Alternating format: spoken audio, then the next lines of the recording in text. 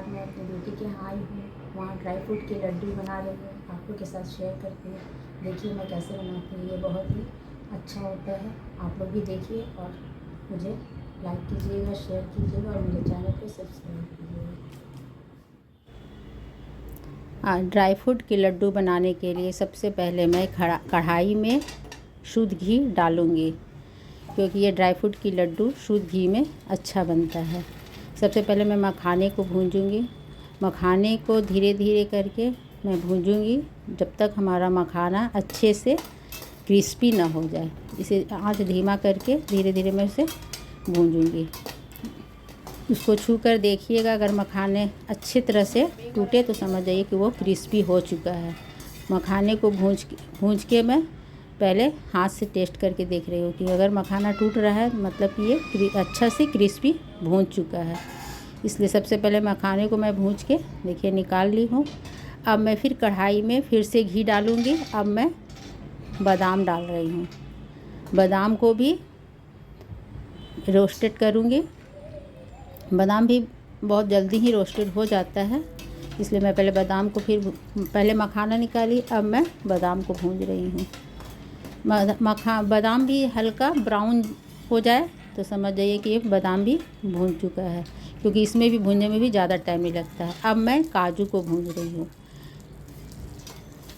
काजू का भी कलर हल्का सा ब्राउन हो जाए तो समझ जाइए कि काजू भी भून चुका है। इसे भी ज़्यादा नहीं भूनना है। सबको मैं थोड़ा थोड़ा घी डाल कर मैं उसे भूनूँगी। काजू का कलर भी हमारा ब्राउन हो चुका है, मतलब काजू भी भून चुका है। अब इसे भी मैं निकालूंगी। कलर देखकर पता चल जाएगा कि हमारा काजू भून चुका है। अब बादाम भी निकल गया, काजू भी हो गया। अब मैं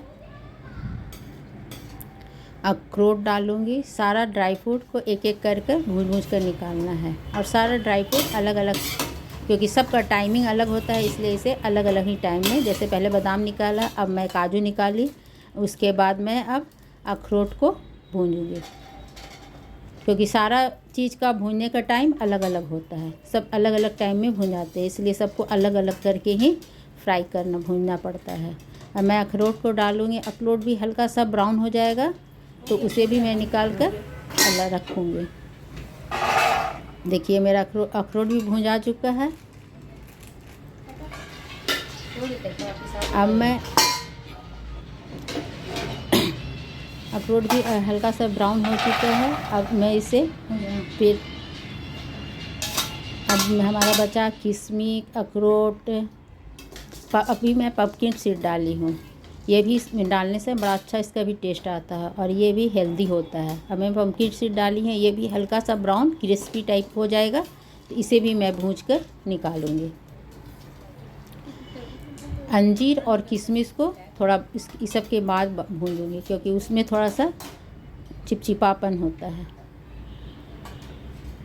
देखिए अब ये पम्पकिन सीड भी भुंजा चुका है। अब इसे भी मैं प्लेट में निकालूंगी। अब मैं अंजीर को थोड़ा टुकड़े टुकड़े में कर दूंगी ताकि इसे भूनने में आसानी हो, क्योंकि अंजीर का एक अंजीर का 4-5 टुकड़ों में बांट दूंगी। उसके बाद उसे भी घी डालकर फ्राई, घी भी ज़्यादा नहीं डालना है, थोड़ा थोड़ा डालना है, जिससे कि ये हल्का ब्राउन हो जाए और इसका कच्चापन भी चला जाए। अब मैं किशमिश को किशमिश भी बहुत जल्दी फ्राई हो जाता है, इसलिए किशमिश को में भी थोड़ा, जैसे किशमिश हमारा फूलने लगेगा बस उसी तरह हल्का ब्राउन हो जाए और फूलने लगेगा तो किशमिश को भी मैं निकाल दूँगी। सबको अलग अलग करके रखना है, क्योंकि पीसने के समय भी सबको अलग अलग ही करके पीसना रहेगा, क्योंकि कोई चीज़ जल्दी पिसा जाता है, कोई थोड़ा लेट होता है। किशमिश भी भुन आ गया। अब मैं अखरोट को अंजीर को भी भून ली और किशमिश को भी भून ली। अब मैं फिर थोड़ा सा घी डाल रही हूँ। अब मैं ये है खजूर है, क्योंकि मीठापन के लिए मैं अलग से गुड़ चीनी नहीं डालूँगी। अब खजूर को भी पीस काट कर उसका बीज निकाल दी हूँ और खजूर को भी धीमा आंच पर धीरे धीरे भूंजेंगे। इस ड्राई फ्रूट का लड्डू बनाने के लिए मैं किसी भी गुड़, चीनी, मधु किसी चीज़ का भी इस्तेमाल नहीं करूँगी। इसी खजूर को ही हल्का सा पल्स मोड में मोड़ के पीस करके इसी से हमारा सारा ड्राई फ्रूट लड्डू मीठा हो जाएगा, क्योंकि अंजीर भी मीठा होता है, किशमिश भी मीठा होता है और खजूर भी मीठा होता है। और खजूर में एक लसलसापन रहता है जिससे कि ये बाइंडिंग करने में बहुत अच्छा होता है। सारा चीज़ को मैं पीस के अलग निकाल दी। खजूर को थोड़ा पल्स मोड में पीसना पड़ता है क्योंकि ये थोड़ा सा चिपचिपा होता है। अब मैं सारे ड्राई फ्रूट को एक जगह रख कर और इसे 2 बर्तन में रख दी, क्योंकि ज़्यादा मात्रा में था। सारा ड्राई फ्रूट हमारा 500 ग्राम था। सिर्फ पम्पकिन से 200 ग्राम था। और जब सब जितना काजू, किशमिश, बड़ा बादाम,